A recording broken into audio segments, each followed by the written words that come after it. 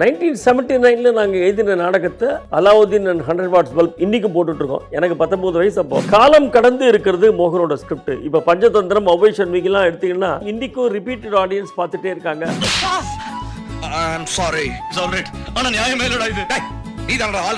அந்த வார்த்தைகள் மாது உங்களுக்கு என்ன ஒரு 27 வயசு இருக்குமா, கூட ஒன்று சேர்த்துக்கங்க சார், 271 அப்படிமா டைட்டில்லே அவன் கேட்ச் பண்ணணும்பா. மேரேஜ் மேட் இன் சலூன், மாது +2, மதில் மேல் மாது, மீசையானாலும் மனைவி, சாக்லேட் கிருஷ்ணா. காதுல சத்தம் கேக்குதே டாக்டர். சத்தம் கேட்டாதான் காது, இல்லைன்னா செவிடு. நாகேஷ் சார் வந்து பெரிய இன்ஸ்பிரேஷன் ஃபார் ஆல். அவர் ஒரு யூனிவர்சிட்டி, அவர் நகைச்சுவைக்கு செய்யறது செஞ்சுட்டா பாருங்க. சாரி.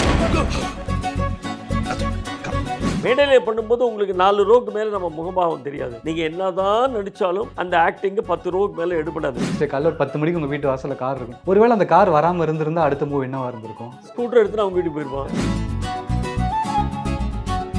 எல்லாமே மோகன் சார் கூட சேர்ந்து ஒர்க் பண்ணியிருக்கீங்க. அவர் இல்லாத அந்த நாள் ஸ்டார்டிங் இனிஷியல் டைம்ஸில் எப்படி அதை பேர் பண்ணி எப்படி அதில் வந்தது? என்னை பொறுத்த வரைக்கும் எனக்கு வந்து ஃப்ரெண்டு, ஃபிலாசபர், கைடு, அப்பா, அம்மா, அண்ணா எல்லாமே அவன் தான். எல்லாரும் சொல்லுவாங்க ராமர் லக்ஷ்மணர் மாதிரி மோகனும் பாலாஜியும் அப்படிம்பாங்க. கடைசியில் நான் பரதனா தான் திரும்பி வந்தேன். லக்ஷ்மணரா அவன் கூட போல. ஒரு நாளையும் இந்த நாடகம் முடிஞ்சோன்னு சொல்லுவேன், இந்த நாடகத்தில் இப்போ 1000 பேர் உட்காந்துருக்காங்கன்னா கண்டிப்பாக ஒரு மூலையில் மோகன் உட்காந்துட்டு இந்த லாஃப்டர் சவுண்டையும் இந்த கிளாப்ஸையும் கேட்டுட்டு இருப்போம்.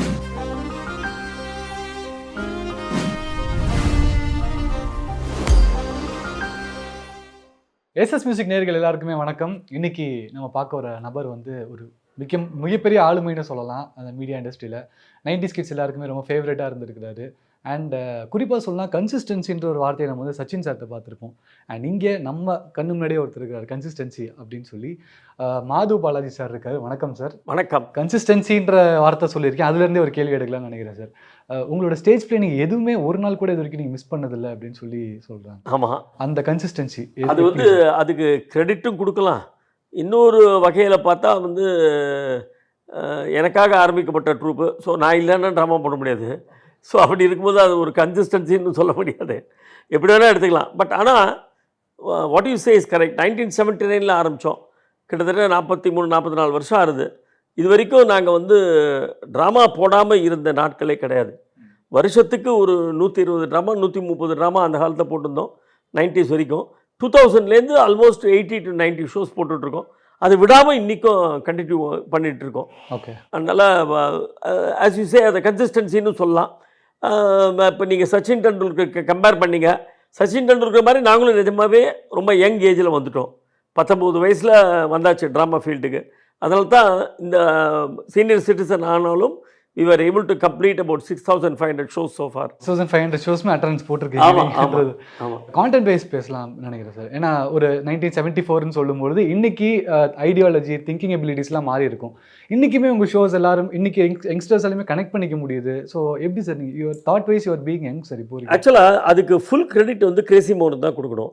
ஏன்னா 1979 நாங்கள் எழுதின நாடகத்தை அலாவுதீன் அண்ட் 100 வாட்ஸ் பல்ப் இன்றைக்கும் போட்டுட்ருக்கோம். எனக்கு 19 வயசு. அப்போது இன்றைக்கும் அந்த நாடகத்தை நாங்கள் போட்டுட்ருக்கோம். அதுக்கு காரணம் என்னென்னா காலம் கடந்து இருக்கிறது மோகனோட ஸ்கிரிப்ட். இப்போ பஞ்சதந்திரம், அவ்வை சண்முகிலாம் எடுத்திங்கன்னா ஆச்சு 25 வருஷம் ஆயிடுச்சு. பட் இருந்தாலும் இன்றைக்கும் ரிப்பீட்டட் ஆடியன்ஸ் பார்த்துட்டே இருக்காங்க அந்த படங்கள்லாம். இன்றைக்கி இருக்கிற யங்ஸ்டர்ஸும் அதை பார்த்துட்ருக்காங்க. அதுதான் கிரேசி மோகனோட எபிலிட்டி. காலம் கடந்து இருக்கும் அவருடைய ஸ்கிரிப்ட். ஏன்னா அதில் வந்து பாலிட்டிக்ஸ் இருக்காது, வல்காரிட்டி இருக்காது. இப்போ ப்ரெசண்ட் ஆளுங்களை வந்து ரிடிகூல் பண்ணியோ சட்டையர் பண்ணியோ அந்த மாதிரி டைலாக்ஸ்லாம் இருக்காது. எல்லாமே பார்த்தீங்கன்னா ஒரு நேச்சுரல் ஹியூமர். ஒரு மோகனே சொல்லுவான் அடிக்கடி, ஒரு பிறந்த குழந்தைய பார்க்குற மாதிரி இருக்குன்னா என்னோடய ஹியூமர். பிறந்த குழந்தைய பார்த்த உடனே நமக்கு வந்து ஒரு சந்தோஷம் ஒன்று வருது. அந்த குழந்தை கருப்பாக இருக்கா, வெளுப்பாக இருக்கா, என்னவா இருக்கான்னு தெரியாது. ஆனால் அது பச்சை குழந்தை. அந்த பச்சை குழந்தைய பார்க்கும்போது உங்களுக்கு மனசில் ஒரு சந்தோஷம், ஒரு ஃப்ளவர் பிளாசம் ஆகிற மாதிரி ஒரு ஹாப்பினஸ் அது இருக்கணும் அப்படின்னு சொல்லுவான். அப்படின்னா வந்து அதில் பாலிட்டிக்ஸ் இருக்கக்கூடாது, வல்காரிட்டி இருக்கக்கூடாது, எல்லா தரப்பு மக்களையும் கவர் பண்ணணும். 5 வயசுலேருந்து 80-90 வயசு வரைக்கும் எல்லாரையும் கவர் பண்ணணும். அப்போ தான் அது வந்து காலம் கடந்து சக்ஸஸ்ஃபுல்லாக இருக்க முடியும். இன்றைக்கும் மைக்கேல் காமராஜர், பஞ்சதந்திரம் அதெல்லாம் most successful movies in OTT and TVS. அதுக்கு காரணம் அதுதான், அந்த டைலாக்கோட வேல்யூ. அண்ட் சொல்கிற மாதிரி உங்கள் ஃபன்னில் அந்த காமெடி எலமெண்ட்ஸில் யாரையுமே ஹர்ட் பண்ணதில்லை, வல்காரிட்டி இருந்ததில்லை. பட் அந்த வேர்ட் பிளேன்றது ரொம்ப அழகாக இருக்கும் சார். இப்போது யோசிக்கும் போது மார்க்கு வந்து அரண்டர் காலி முதல் சந்து இங்கே போகுது, அது இன்னைக்கு வரைக்குமே பேசிகிட்டு இருக்கு. மார்க்கு வந்து முதல் சந்துங்கிறது கவிதைப்பா அப்படிவாங்க. இன்றைக்கி அதுவும் இன்றைக்கி நிறைய ஐடி இண்டஸ்ட்ரிலாம் அந்த வார்த்தையை யூஸ் மோகனோட ஒரு டைலாக் வந்து மகளிர் மட்டும்ல இட்ஸ் எ மெடிக்கல் மிராக்கிள் அப்படிமா. இன்றைக்கி ஒரு படத்தோட டைட்டிலே அது வச்சுருக்காங்க. யோகி பாபுவோட படம் அடுத்தது மெடிக்கல் மிராக்கிள்னு வச்சுருக்காங்க.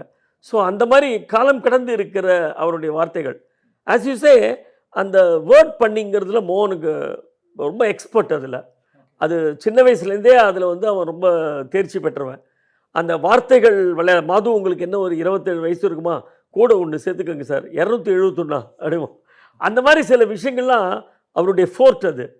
ஸோ அதில் இஸ் அ மாஸ்டர். அது எழுதுறது அவ்வளோ ஈஸி இல்லை. அது பிரசவம் எடுத்து அது வெளில வரத்துக்குள்ளே அவன் பட்ட பாடு என்னங்கிறது நாங்கள்லாம் கண் கூட பார்த்துருக்கோம். So it is very difficult. Sir இப்போ அந்த ஸ்டேஜ் பிளேஸ்க்காக இருக்கட்டும் இல்லை சினிமா ரைட்டிங்காக இருக்கட்டும், உங்கள் 2 பேர் மத்தியில் இருக்கிற டிஸ்கஷன் எப்படி சார் இருக்கும்? ஆக்சுவலாக எப்படின்னா கிரேசி மோகன் ஒரு தாட் ஒன்று கொடுப்பாரு. எங்கேயாவது வெளியூர் போயிட்டுருப்போம், அடுத்த நாடகம் இதாண்டா, கடவுள் வந்து நேரில் வர்றாரு, வந்து மாதுவை மீட் பண்ணுறாரு, அவனோட பிரச்சனைகளை தீர்த்து வைக்கிறாரு, அதுக்கப்புறம் he leaves at one stage, இதுதான் அடுத்த சப்ஜெக்ட் அப்படிமா. அதுக்கு என்ன டைட்டில்னு சொல்ல மாட்டான். டைட்டில் அவன் யோசிச்சுட்டே இருப்பான். நல்லா இருக்குடா அந்த சப்ஜெக்ட், ஓ காட் கூட முன்னாடி வந்திருக்கு, நம்ம அந்த படங்கள்லாம் கூட பார்க்கலாம் அப்படிம்போம். பட்டு அதுக்கப்புறம் என்ன பண்ணுவோம், ஒரு 10 நாள் வந்து பீச்சில் சாயங்காலம் மெரினா பீச்சில் போய் அங்கே காந்தி ஸ்டாச்சு பின்னாடி அங்கே உட்காந்துட்டு we will discuss. 10 days discuss பண்ணுவோம். நான், கிரேசி மோகன், எங்கள் ட்ரூப் டைரக்டர் காந்தன் 3 பேரும். அப்போ சில ஃபைனல் பாயிண்ட்ஸ் எல்லாம் ஒரு பேடில் குறிச்சிட்டே வருவான் காந்தன். அந்த ஃபைனல் பேப்பர்ஸ் எடுத்து வச்சுட்டு மோகன் will go for writing. He will write for about 10 to 15 days. அந்த 15 நாளில் உருவாகிறது தான் அந்த நாடகம். அந்த 15 நாளில் எங்கள்கிட்ட சொன்ன சில 10 நாளில் பேசின சில சமாச்சாரங்கள் வரும், அதில் பேசாத சில அவுட்ஸ்டாண்டிங் சமாச்சாரங்களும் வரும். அந்த மாதிரி ஸோ அந்த டைலாக் எழுதும்போது தான் அவனோட கதை வந்து ஃபுல்லாக ஃபார்ம் ஆகும். அவனே சொல்லுவான், திரைக்கதை, மேடை கதை, கதை வசனம் அதெல்லாம் எனக்கு நம்பிக்கை கிடையாது, வசனத்தில் தான் எனக்கு நம்பிக்கை, என்னோடய வசனத்தில் தான் என் கதையை கொண்டு வரேன் அப்படிமா. ஸோ அது ஒரு பெரிய ப்ளஸ் பாயிண்ட் மோகனுக்கு. அந்த ரைட்டிங் வந்து அப்ரப்டாகவே தெரியும். காதலா காதலா படத்துலலாம் ஒரு கன்ஃபியூசிங்கான ஸ்க்ரீன் பிளே ரைட்டிங், அது ரொம்ப அழகாக இருக்கும் பார்க்கும்போது. ஆமாம், அது வந்து டைலாக்ல ரொம்ப அழகாக அந்த லாஜிக்லாம் ரொம்ப நிறைவாயிட்டு வரும் டைலாக்ல. இப்போ யாரையாவது உட்கார வச்சு காதலா காதலா படத்தோட கதை சொல்லுங்க அப்படின்னா ஒரு மாதிரி பிச்சு இடியாப்பம் மாதிரி கொத்து போட்டு ஒரு மாதிரி தான் சொல்லுவாங்க. பட் ரைட்டிங்கில் ஸ்க்ரீனில் பார்க்கும்போது இன்றைக்குமே கனெக்டடாக இருக்கும். அண்ட் அடுத்த கொஸ்டின் சார், அந்த ஸ்டேஜ் பிளேக்கான நேம்ஸ் டைட்டில் சூஸ் பண்ணுறது ரொம்ப ரொம்ப யூனிக்காக இருக்கும். இப்போ வரைக்கும் அப்படி பார்த்ததில்ல. நீங்கள் சொன்ன மாதிரி அலாவுதீனும் 100 வாட்ஸ் பல்பாக இருக்கட்டும், இல்லை சாக்லேட் கிருஷ்ணா இருக்கட்டும், கிருஷ்ணரோட சாக்லேட்டை கம்பேர் பண்ணது நீங்கள் தான். அது எப்படி அந்த டைட்டில்ஸ்லாம்? ஆக்சுவலாக இந்த அலாவுதீன் 100 வாட்ஸ் பல்புங்கிறது என்னுடைய நண்பர் ஒருத்தர் ராஜ்மோகன், எல்ஆர் சாமி அவரோட சன்னு. அவர் வந்து ஃபஸ்ட்டு டைம் சிங்கப்பூர் போயிட்டு வந்தார் 1978. ஒரு பல்பு ஒன்று கொண்டு வந்தார். அந்த பல்பில் வந்து ஒரு 10 பைசா காயின் வச்சுட்டு தரையில் எர்த் பண்ணோன்னா அப்படியே எரியும் அந்த பல்பு. அதை பார்த்தோன்னே இவனுக்கு இன்ஸ்பயர் ஆச்சு. Why not we write a பிளேல, இதை வச்சுட்டு ஒரு ப்ளே பண்ணால் என்ன அப்படின்னு ஒன்று தோணுது. உடனே இமிடியட்டாக அலாவுதீன் 100 வாட்ஸ் பல்ப் அப்படின்னு இமிடியட்டாக ஒரு டைட்டில் கொடுத்தா அந்த பிளேயை நாங்கள் போட்டோம். ஆஸ் யூ சே டைட்டில்லே அவன் கேட்ச் பண்ணணும்பா. அவனுக்கு அதுதான் ஒரு பெரிய plus point. Marriage made in saloon, மாது +2, மதில் மேல் மாது, மீசையானாலும் மனைவி, சாக்லேட் கிருஷ்ணா, கிரேசி கோஸ்ட், எல்லாமே பார்த்தீங்கன்னா அந்த டைட்டில் நீங்கள் கேட்ட உடனே அதில் ஒரு half ஆஃப் த ஆடியன்ஸுக்கு இந்த நாடகம் போய் பார்க்கணும்பா அப்படின்னு தோணும். சாக்லேட் கிருஷ்ணா அப்படி தான். It is going to be humorous play. கடவுள் கிருஷ்ணன் நேரில் வந்து மாதுவை மீட் பண்ணுறாரு, இதான் கதை. அப்போ கூட ஏதோ ஒரு படம் ஒன்று வந்தது, அரை எண் சம்திங், பிரகாஷ் ராஜ், அரை எண் முன்னூத்தேந்தில் கடவுள். ஆமாம், அதே இதே மாதிரி தான் கடவுள் வர மாதிரி இருக்கும். ஸோ எங்களுக்கு ஒரு பயமாக இருந்தது, என்னடா மோகன் அதே மாதிரி இருக்கே அப்படின்னு. இல்லை இது டோட்டலி டிஃப்ரெண்ட்டாக இருக்கும். 2 சைமல்டேனியஸாக வந்தது. எங்களுக்கு சூப்பர் ஹிட் ஆச்சு, இன்னமும் போட்டுட்ருக்கோம் இந்த நாடகம். அப்போ அவன் என்ன சொன்னான், சாக்லேட் கிருஷ்ணான்னு டைட்டில் கொடுத்தான். எங்களுக்கெல்லாம் முதல்ல பிடிக்கல. இது என்ன சாக்லேட் கிருஷ்ணா, ஜனங்களுக்கு பிடிக்குமா அப்படின்னா, இந்த மாதிரி சாக்லேட்டுங்கிறது குழந்தைங்களுக்கு பிடிக்கும், கிறிஸ்டர் குழந்தைங்களுக்கு பிடிக்கும், ஹியூமர் மறுபடியும் எல்லாருக்கும் பிடிக்கும். ஸோ சாக்லேட் கிருஷ்ணான்னு வச்சுன்னா இட் இஸ் யூனிவர்சல் டைட்டில், கண்டிப்பாக ஜனங்களுக்கு பெரிய அட்ராக்ஷன் இருக்கும் அப்படின்னா. அதே மாதிரி அது வந்து குழந்தையிலேருந்து பெரியவங்க வரைக்கும் எல்லோரும் இன்றைக்கி கிட்டத்தட்ட 1100 ஷோக்கு மேலே போட்டிருக்கோம். ஓகே, 1100 ஷோஸ்க்கு மேலே போட்டிருக்கோம், which is a record in Tamil drama stage. Sir, and உங்களை பொறுத்த வரைக்கும் how much Nagesh sir is connected to you sir? ஏன்னா ஒரு படத்தில் பண்ண கேரக்டர் தான் உங்களை ஃபர்ஸ்ட் நேமாகவும் வச்சுருக்கீங்க. So how much he is connected to you sir? ஆக்சுவலாக நாகேஷ் தான் சார் எங்களுக்கு எல்லாமே. அதாவது நாகேஷோட நடிப்பு, சித்ராலய கோப்புவோட வசனம், இதுதான் எங்களுக்கு வந்து பாலபாடம். ஆரம்ப காலத்தில் நாங்கள்லாம் அதை பார்த்து நாங்கள் வந்து ட்ராமாவுக்கு வந்தோம். நாகேஷ் சார் வந்து பெரிய இன்ஸ்பிரேஷன் ஃபார் ஆல். எனக்கு மட்டும் இல்லை, எத்தனையோ பேருக்கு இன்றைக்கி இருக்கிற பாப்புலர் ஆர்டிஸ்ட் எல்லாருக்கும் நாகேஷ் பெரிய இன்ஸ்பிரேஷன். லைக் எப்படி சிவாஜி கணேசன் ஒரு டிக்ஷனரின்னு நம்ம சொல்கிறோமோ, அந்த மாதிரி நாகேஷ் ஒரு டிக்ஷனரி. அவர் ஒரு யூனிவர்சிட்டி அவர் நகைச்சுவைக்கு. அந்த அந்த நகைச்சுவை பேஜ்லேருந்து நீங்கள் என்ன வேணால் எடுக்கலாம். ஸ்லாப்ஸ்டிக் எடுக்கலாம், டைலாக் வெர்பல் காமெடி எடுக்கலாம், சிச்சுவேஷன் காமெடி எடுக்கலாம், என்ன வேணால் உடம்ப சேஷ்டை பண்ணிக்கிறது எது வேணால் எடுக்கலாம் நாகேஷ்டேருந்து. அப்பேற்பட்ட நடி. அது மட்டும் இல்லை, அவர் நல்ல குணச்சித்திரமும் பண்ணக்கூடியவர், சீரியஸ் ரோல்ஸும் பண்ணக்கூடியவர். அந்த நாகேஷோட எதிர்நீச்சல் பார்த்துட்டு தான் மோகன் வந்து அப்போ தான் நாங்கள் ட்ரூப் ஆரம்பித்தோம். ஏன் வந்து தன்னுடைய பிரதர் வந்து நாகேஷ் மாதிரி ஒரு நல்ல நடிகனாக வரணும் அப்படின்னு ஆஸ்பயர் பண்ணி தான் அந்த பேரை எனக்கு வச்சான். மாது அப்படிங்கிற ஒரு கேரக்டர். அதே மாதிரி ஒரு ஒண்டு கொடுத்துறதுல இருக்கிற ஒரு கேரக்டர் மாது. அதனால் அந்த பேரை வந்து வச்சான். அது அஃப்கோர்ஸ் நாகேஷ்லாம் நம்மளால் ரீச் பண்ண முடியாது. அதெல்லாம் பெரிய சமுத்திரம். நம்ம வந்து கரையில் நின்றுட்டு அவங்கள பார்த்து சந்தோஷப்படலாம், அவ்வளோதான். பட்டு அந்த மாதுன்ற பேர் வச்சுருந்ததுனால ஒரு கமிட்மெண்ட்டு, நம்ம ஒழுங்காக இருக்கணும், ஒழுங்காக நடிக்கணும், நல்லபடியாக ப்ரெசென்ட் பண்ணணும், ஆடியன்ஸை ரீச் பண்ணணும் அப்படிங்கிற ஒரு பயம் ஒன்று வந்தது. அதுக்கு காரணம் நாகேஷ் தான். அண்டு நாகேஷ் வாயால் வந்து ஏய் நல்லா நடிக்கிறப்பா, என்னோடய ஆரம்பகால ஆக்டிங் மாதிரி இருக்கு உன்னோடது அப்படின்னு நாகேஷ் என்கிட்ட ஒரு வாட்டி சொன்னார். அதுதான் எனக்கு பெரிய ஒரு ஆஸ்காரை நான் எடுத்துக்கிறேன். Sir and Kamal sir interview இடத்துல பார்க்கும்பொழுது அவர் ஒரு மென்ஷன் பண்ணியிருப்பார். அபூர்வ சகோதரர்கள் படம் எடுக்கும்போது பேப்பர்லேயே இல்லாத டைலாக் நாகேஷ் சார் அடித்தார், மீதி எங்கடா அப்படின்னு சொல்லும்போது. அந்த மாதிரி பேப்பரில் இல்லாமல் நிறைய கான்டென்ட் ஏதாவது வந்திருக்கும்ல, அது ஞாபகம் இருக்கிறதா சொல்லுங்கள் சார். படங்களில் எனக்கு ஞாபகம் இல்லை. ஏன்னா படங்கள் நான் வந்து ஷூட்டிங்கு நான் கிரேசி மோனோட போக மாட்டேன். அதனால் படங்கள் எனக்கு தெரியாது. பட் ஸ்டேஜ் பிளேஸில் அந்த மாதிரி நிறைய வந்திருக்கு. ஃபார் எக்ஸாம்பிள் மாது ப்ளஸ் 2 நாடகத்தில் நான் வந்து முதல் ஒய்ஃபை கல்யாணம் பண்ணிடுவேன். ரெண்டாவதாக என் ஃப்ரெண்டு சீனுக்கு ஒரு கல்யாணத்தை பண்ணி வைக்கிறதுக்காக நான் முனைவேன். அப்போ என்ன ஆகும், அந்த கல்யாணத்தன்னைக்கு அந்த பொண்ணுக்கு காது கேட்கான்னு தெரிஞ்சோன்னா அவன் கல்யாணம் பண்ணிக்க மாட்டேன்னு சொல்லிடுவான். அந்த பொண்ணு ஓன்னு அழுவா, அவங்க அப்பாவும் அழுவாங்க. இவனுக்கு என்ன பண்ணுறதே தெரியாது மாதுக்கு. நான் தானே இவ்வளோ தூரம் சொல்லி அந்த பொண்ணை கூப்பிட்டு வந்தேன், ஸோ நம்ம எதாவது பண்ணணும் அப்படின்னு சொல்லிட்டு ஒரு இம்பல்ஸாக காரியம் பண்ணுறவன். உடனே என்ன பண்ணுவேன், டக்குன்னு அந்த ஐயர்கிட்டேருந்து தலையை வாங்கி 2வது தடவை கட்டிடுவேன் அந்த பொண்ணுக்கு. So I will become 2 பொண்டாட்டிக்காரன் ஆகிடுவேன். அப்போது ஒரு ஸ்டேஜில் நான் சொல்லுவேன் என் ஃப்ரெண்டுக்கிட்ட, எவ்வளோ கஷ்டமாக இருக்குடா 2 பொண்டாட்டியை சமாளிக்கிறதுக்கு எவ்வளோ கஷ்டம். முருகன் எப்படி சமாளித்தான்னு தெரில, 2 பொண்டாட்டி வச்சுட்டு வள்ளி தேவையான 2 பேரை கல்யாணம் பண்ணிட்டு அவர் எப்படி சமாளித்தான்னு தெரில அப்படின்னு. அப்போ என் ஃப்ரெண்டு அவன் வந்து அந்த சீனுவை ஆக்ட் பண்ணுறான், சும்புன்னு பேர். அவன் ரொம்ப மேடையில் சடால்னு ஒரு டைலாக் ஒன்று அடித்தான், முருகரை விட்றா, முருகரோட ஃப்ரெண்டு எவ்வளோ திண்டாடி இருப்பார் அப்படின்னு தள்ள வச்சு சொல்லுவான். அவரே சொல்லி, ஏன்னா இவன் கூட அவன் தானே சமாளிக்கிறான் எல்லாத்தையும்.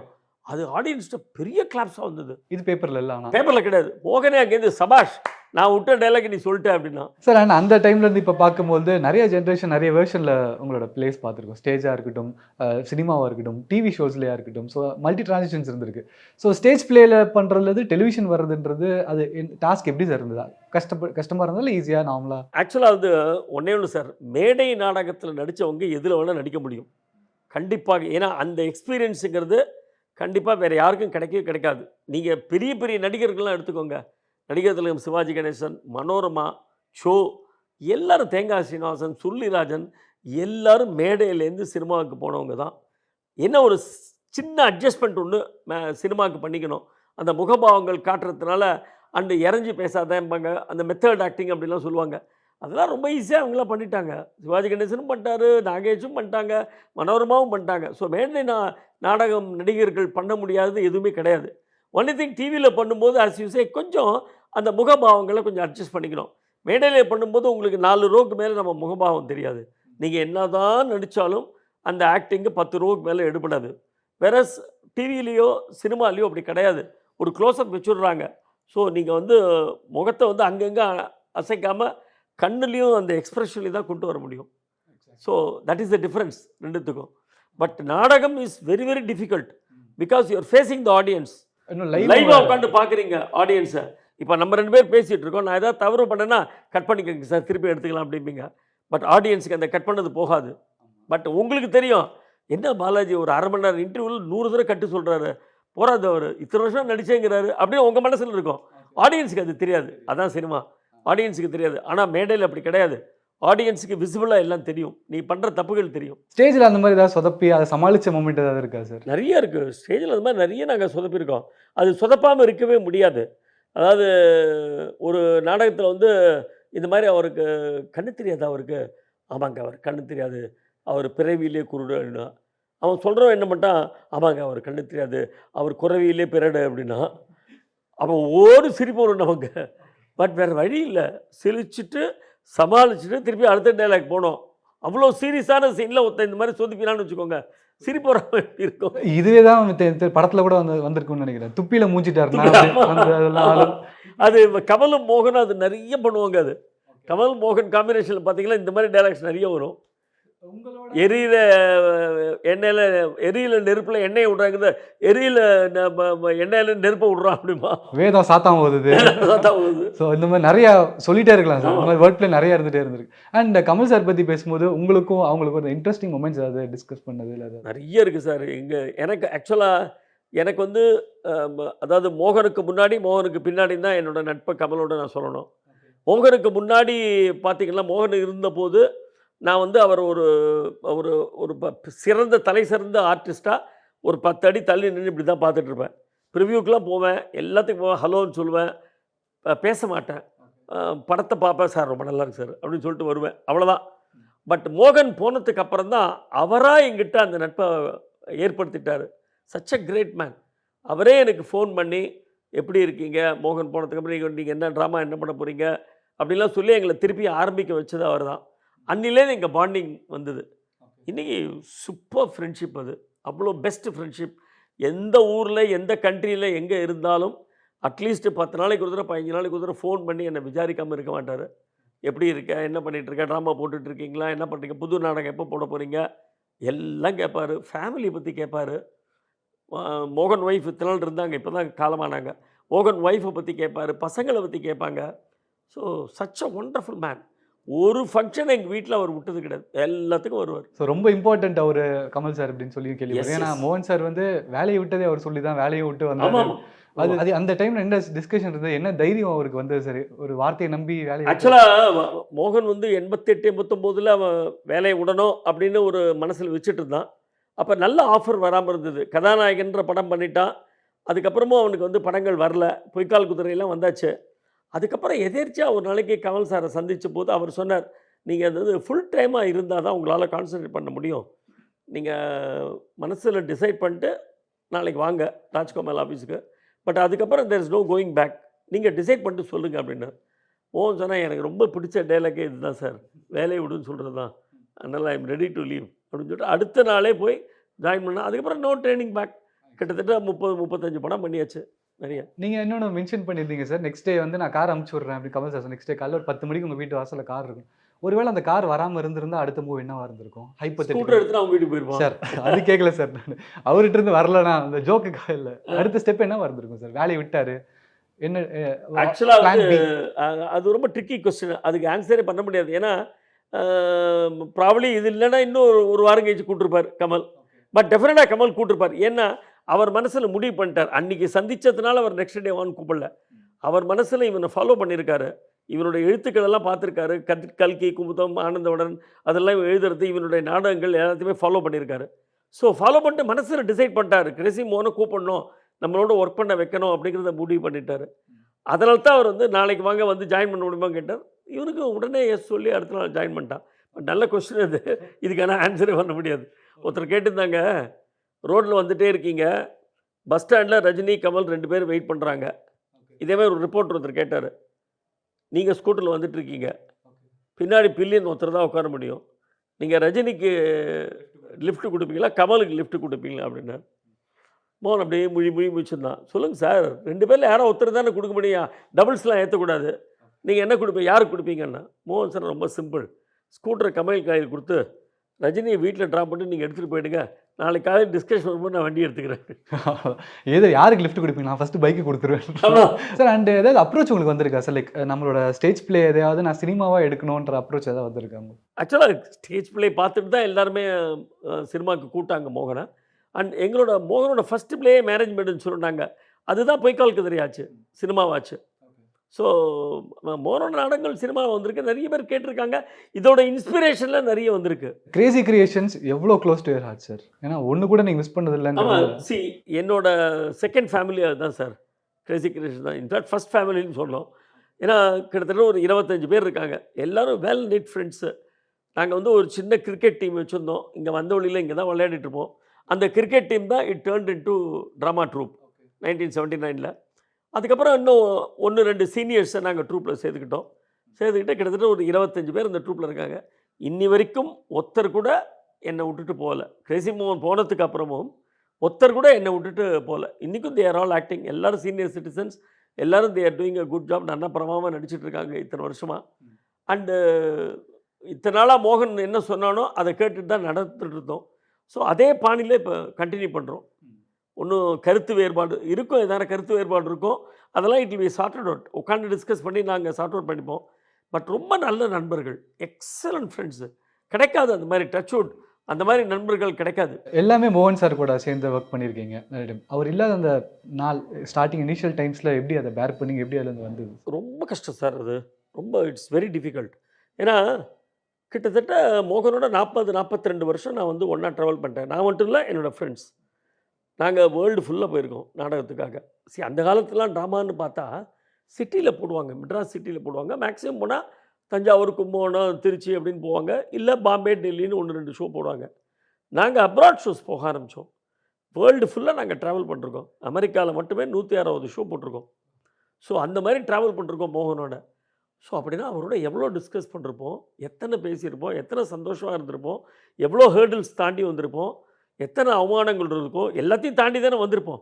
ஸோ அது ஒரு பெரிய பாண்டேஜ். அது கிரேசி மோகன் இருக்கிறதுங்கிறது ஒரு பெரிய bondage. And is a lively person. அதாவது ஹியூமர்னால் அவன் உடம்புல ஓடுறது ஃபுல்லாகவே ஹியூமர் தான். அண்ட் வெரி என்ன சொல்கிறது, ஒரு குழந்தை மாதிரி ஒரு சுபாவம்.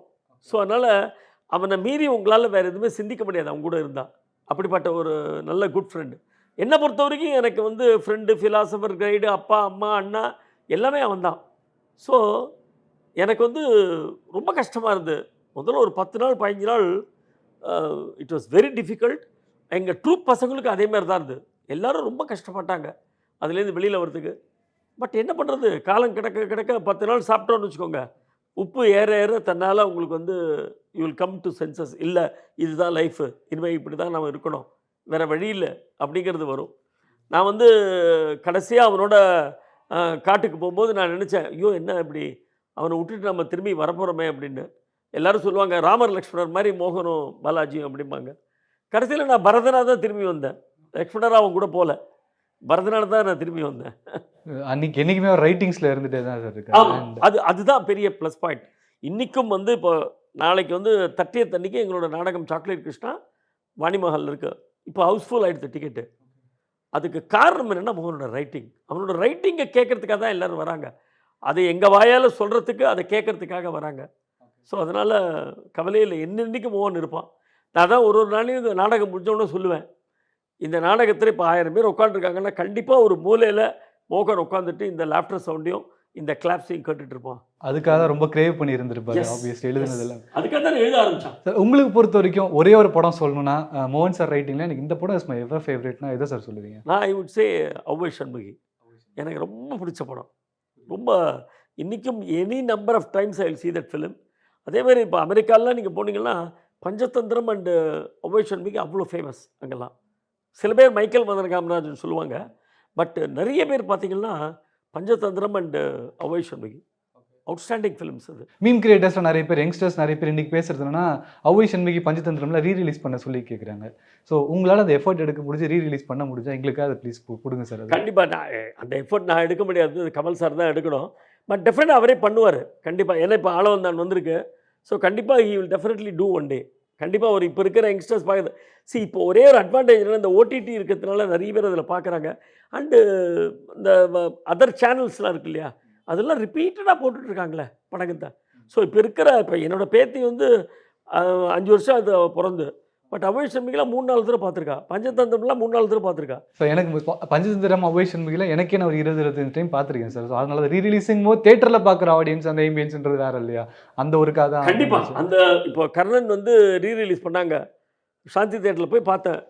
ரொம்ப த்ரில்லிங்காக இருந்தது. ஏன்னா அதே கர்ணன் நான் 10th ஸ்டாண்டர்ட் படிக்கும்போது பார்த்துருக்கேன், அதே சாந்தி தேட்டரில் பார்த்துருக்கேன். யோசிச்சு பாருங்கள் என்ன ஒரு ஃபீலிங் இருக்கும். டெரிஃபிக். பா அதெல்லாம் மறக்கவே முடியாது அந்த ஃபீலிங்லாம். சார் அண்ட் இன்னொன்று ஹைப்போதெட்டிக்கலி ஒரு கொஷின் சார். உங்களோட ஸ்டேஜ் பிளேல எனக்கு வந்து ஸ்டார் கேஸ்ட்லாம் உள்ள கொண்டு வரணும் இருக்குன்னா எந்த பிளேல எந்த ஸ்டாரை யூஸ் பண்ணுவீங்க அந்த கேஸ்ட்டுக்கு? அதாவது சினிமா நடிகர் இல்லையா, நாங்கள் இது வரைக்கும் அது மாதிரி நினச்சி பார்த்ததில்ல. அது சும்மா ஹைப்போதெட்டிக் கற்பனையாவே நீங்கள் சொல்லணும். கற்பனையாக பண்ணோன்னா நிறைய இப்போ சிவகார்த்திகேயன் பண்ணலாம், மீசையானால மனைவி, அதெல்லாம் பர்ஃபெக்டாக ஃபிட்டினாக வருது. எங்கள் ட்ரூப்லேருந்து போனவர் தான் சதீஷ், சாமா, அவங்கெல்லாம் எங்கள் ட்ரூப்பில் நடிச்சுட்டு சினிமாவுக்கு போனவங்க தான் அவங்க. ஸோ அவங்க எல்லாமே they will do a good job. இப்போ அவங்கள வந்து என்னோட ரோல் பண்ண சொன்னால் கூட சதீஷா பிரமாதமாக பண்ணிட்டு போவோம். அண்ட் கடைசியாக ஒரு கேள்வி சார். இப்போ கேள்விப்பட்டிருப்பீங்க, எல்லாருக்கும் தெரிஞ்ச ஒரு விஷயம் தான், விஜயகாந்த் சார் அவர்கள் இப்போ நம்ம கூட இல்லை. உங்களுக்கும் அவருக்கும் ஒரு தருணம் ஏதாவது இல்லை? விஜயகாந்த் சார் பற்றி சில வார்த்தைகள். ஆக்சுவலாக மோகன் விஜயகாந்த் சார் படம் பண்ணதில்லை. பட் மோகனுக்கு ரொம்ப பிடிக்கும். வர ரொம்ப ஒரு நல்ல மனிதர், மனித நேயம் உள்ள ஒரு மனிதன் அப்படிங்கிறதுனால அவர் ரொம்ப பிடிக்கும். அண்டு ஒட்டு மொத்தமாக இப்போ 2 நாளாக பார்க்கும்போது எல்லோரும் சொல்கிறது என்னென்னா, அவ்வளோ சாப்பாடு போட்டிருக்காரு, அவ்வளோ சாப்பாடு போட்டிருக்காரு அப்படின்றாங்க.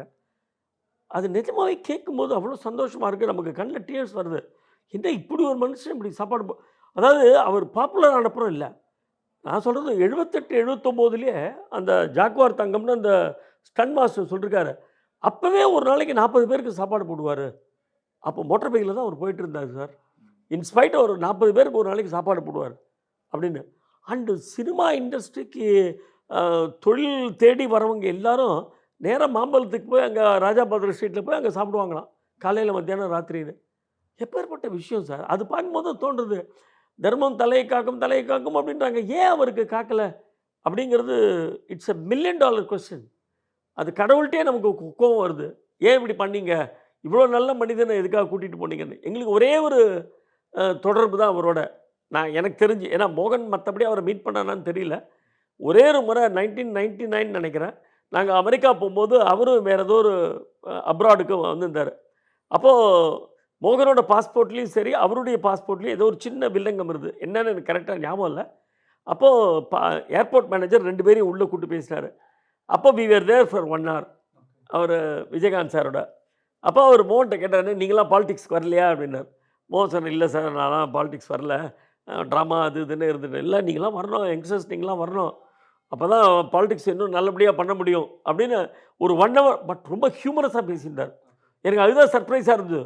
அவர் பெரிய ஃபைட்டர், சீரியஸ் ரோல் பண்ணக்கூடியவர், நரசிம்மா அது இது அந்த படங்கள்லாம் பார்த்துருக்கோம் நம்ம. அந்த மாதிரி இருப்பார்னு பார்த்தா அவர் ஒரு குழந்தை மாதிரி அவ்வளோ அழகாக ஹியூமரஸாக பேசியிருந்தார். அண்ட் ரொம்ப பப்ளியாக இப்போ ரொம்ப ரொம்ப அழகாக இருந்தார். ரொம்ப ரொம்ப நன்றி சார். உங்ககிட்ட பேசின மொமெண்ட்ஸ் எல்லாமே என்னமோ எனக்கு அப்பா கூட உட்காந்து பேசின மாதிரியும் இருந்துச்சு. தேங்க்யூ. எனக்கு பழைய ஞாபகங்கள், அப்பாவோட பழைய சென்னை அந்த மொமெண்ட்ஸ்லாம் இருந்தது. அண்ட் ஸ்டேஜ் பிளே நான் சாக்லேட் கிருஷ்ணான்னு சொல்லும்போது அதை பார்க்கவும் செஞ்சுருக்கேன், பார்த்துருக்கேன் சார். ஸோ அதனால டக்குன்னு அந்த நேமும் வந்துச்சு. ஸோ ரொம்ப ரொம்ப நன்றி. நீங்களும் அண்ணனும் சேர்ந்து கொடுத்த ரைட்டிங்ஸ் எல்லாமே வந்து எங்களுக்கு ரொம்ப இன்ஸ்பைரிங்காக இருந்திருக்கு, பிடிச்சி பார்த்துட்டு இருக்கோம். ஸோ எங்களோட அந்த ரெக்வஸ்ட்டை மட்டும் மறந்துடாதீங்க, தயவு செஞ்சு கமல் சார்ட்ட சொல்லி ரீரிலீஸ் டெஃபினட்டாக நான் சொல்கிறேன். அண்டு SS மியூசிக் சேனல் நேயர்களுக்கு என்னோட மனமார்ந்த நியூ இயர் வாழ்த்துக்கள். நன்றி சார். தேங்க்யூ.